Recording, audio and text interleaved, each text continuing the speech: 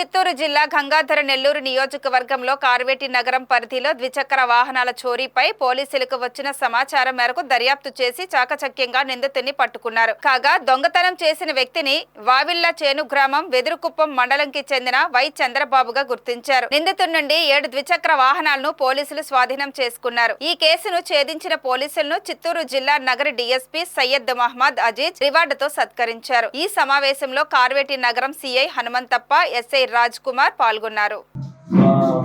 Sub division లో కార్వేటి నగరం circle పరిధిలో ఇంతకుముందు నిన్న మరియు ఇంతకుముందు కొన్ని కేసెస్ రిజిస్టర్ అయినాయి. 30 కేసెస్, మోటార్ సైకిల్ 30 కేసెస్. స్పెషల్గా ఈ గవర్నమెంట్ ఆఫీసెస్ కాంపౌండ్ వాల్లో పెట్టిన మోటార్ సైకిల్స్ ఏవైతే ఉన్నాయో అవి థెఫ్ట్ అయ్యాయని చెప్పి వాళ్ళు వచ్చి రిపోర్ట్ చేశారు. సో దాని బేసిస్ పైన మేము మా టీము, మా కార్వేటి నగరం సర్కిల్ ఎస్ఐ గారు, వాళ్ళ టీము, క్రైమ్ బ్రాంచ్ వాళ్ళు ఇంకా ఎవరైతే ఉన్నారో వాళ్ళు సీసీటీవీ ఫుటేజ్ని ఆధారంగా తీసుకొని ఒక బైక్ అఫెండర్ని క్యాచ్ చేయడం జరిగింది. సో ఆ బైక్ అఫెండర్ ఒక బైక్ నెంబర్ మనం ఎప్పుడైతే తీసామో ఆ బైక్ నెంబర్ వాళ్ళ బైక్ పైన రిజిస్టర్ అయింది. సో ట్రేస్ చేసుకుంటూ వెళ్తే ఆ బైక్ అఫెండర్ ఎవరైతే ఉన్నారో అతను ఒక బైక్ మెకానిక్ అనమాట.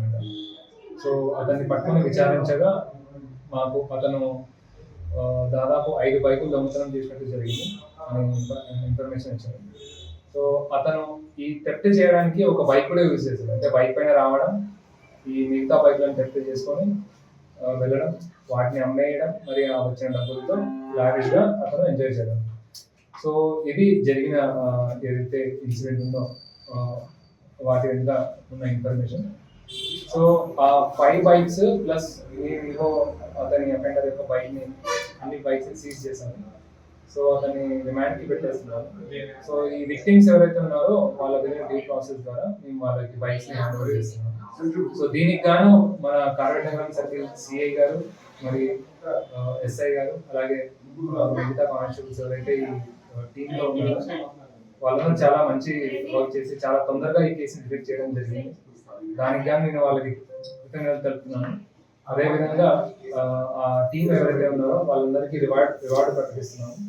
సో ఆ రివార్డుని మేము ఇప్పుడే వాళ్ళకు అందజేస్తాము.